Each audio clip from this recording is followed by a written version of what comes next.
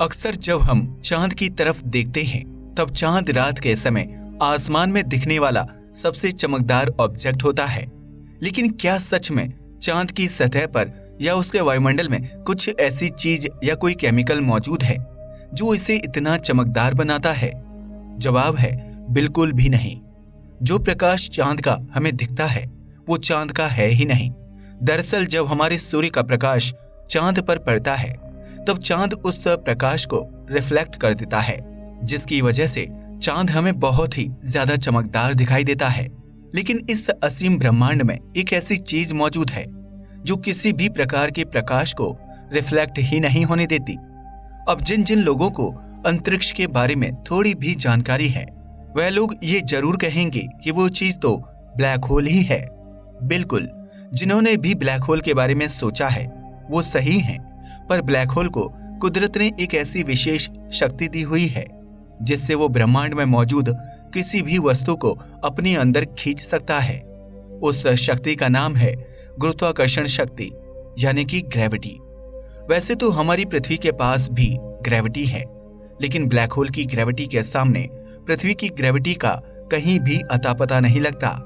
एक black hole की gravity इतनी ज्यादा शक्तिशाली होती है कि ब्रह्मांड में मौजूद किसी भी प्लैनेट, बड़ी से बड़ी तारे को अपने अंदर समा लेती है। लेकिन इससे भी कई गुना बढ़कर इसकी ग्रेविटी किसी भी मासलेस चीज को, यानी कि उस चीज को जिसका कोई मास ही नहीं है, ऐसी चीज को भी अपने अंदर समा लेता है और बाहर नहीं निकलने देता।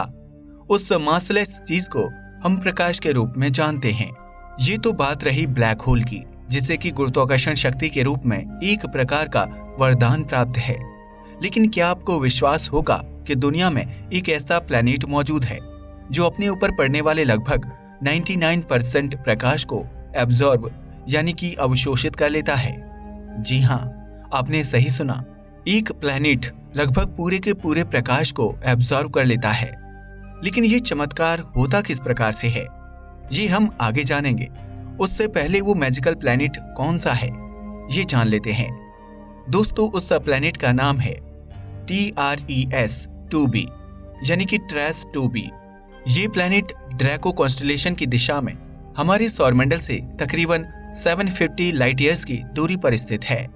हमारे जुपिटर यानी कि बृहस्पति की तरह ही TRES-2 एक गैस जाइंट प्लैनेट है, लेकिन मास और साइज के हिसाब से ये जुपिटर से थोड़ा बड़ा है।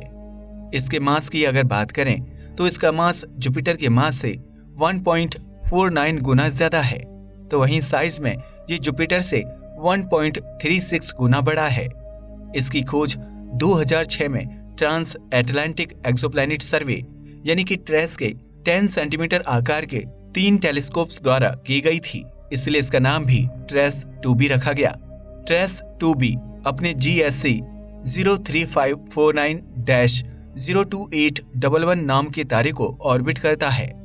इस तारे की खास बात यह है कि ये भी हमारे सूर्य की तरह ही एक G टाइप स्टार है। TRES-2b अपने तारे को बेहद नजदीक से ऑर्बिट करता है। इसका ऑर्बिट अपने तारे से बस 50 लाख किलोमीटर की दूरी पर स्थित है। अब कई लोग पूछेंगे कि 50 लाख किलोमीटर की दूरी क्या कम होती है? तो जी बिल्कुल, एक तारे से किसी भी प्लैनेट की दूरी 50 लाख किलोमीटर है तो वह दूरी काफी कम होती है। उदाहरण के तौर पर हमारी पृथ्वी ही ले लो। हमारी पृथ्वी सूर्य को 15 करोड़ किलोमीटर की दूरी से होकर ऑर्बिट करती है। तब भी कई जगह टेम्परेचर 40 से 45 डिग्री सेल्सियस तक पहुंच जाता है। वैसे भी हम भारतवासियों को इससे कोई फर्क नहीं पड़ता।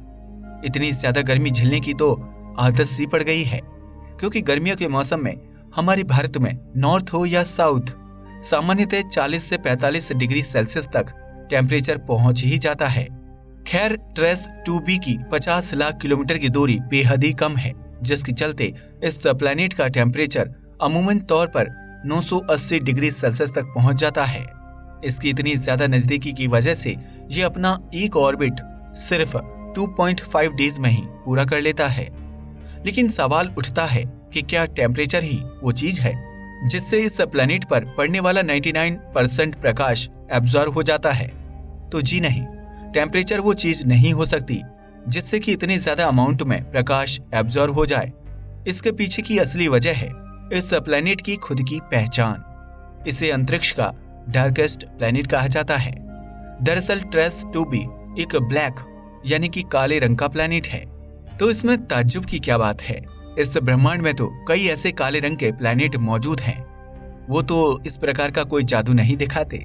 लेकिन दोस्तों, ट्रेस 2b का काला रंग कोई मामूली काला रंग नहीं है। ये पूरी तरह से डार्क ब्लैक रंग का है। सीधी सरल भाषा में समझें तो आप सभी ने कभी ना कभी काले कोयले को देखा ही है।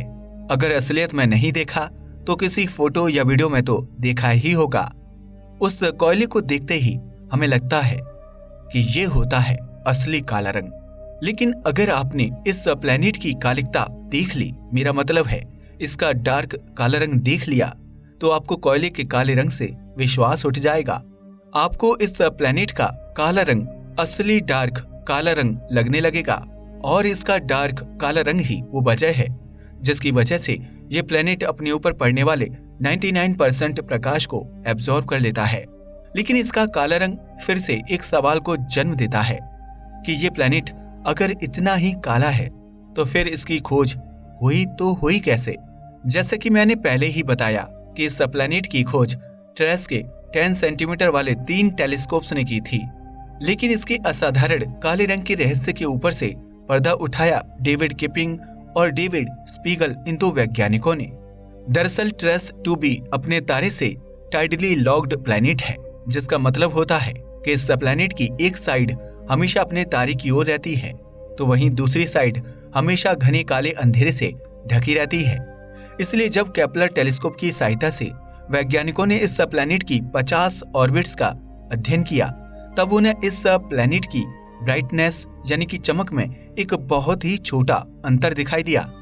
ये अंतर था लगभग 10 लाख का 6वां भाग। वैसे तो ये अंतर बेहद ही कम है, पर केपलर टेलीस्कोप ने चमक में हुए इस छोटे से अंतर को भी डिटेक्ट कर लिया। कोई भी प्लैनेट जितने ज्यादा चमकदार होता है उतना ही वो किसी प्रकाश को रिफ्लेक्ट करता है। लेकिन ट्रेस 2b के केस में ये बिल्कुल ही उल्टा था। इसने बहुत ही कम प्रकाश को रिफ्लेक्ट किया। इसी की वजह से ये पता लगा कि ये एक बहुत ही डार्क प्लैनेट है। ये इतना डार्क है कि इसकी खोज के बाद से आज भी इसे ब्रह्मांड के खोजे गए सबसे डार्क प्लैनेट का टाइटल प्राप्त है। जैसे कि इसका पहले ही जिक्र हो चुका है कि इस प्लैनेट पर पड़ने वाला मात्र 1% प्रकाश ही रिफ्लेक्ट हो पाता है। बाकी 99% प्रकाश ये प्लैनेट एब्जॉर्ब कर लेता है। लेकिन इस प्लैनेट के इतने ज्यादा डार्क होने का राज क्या है?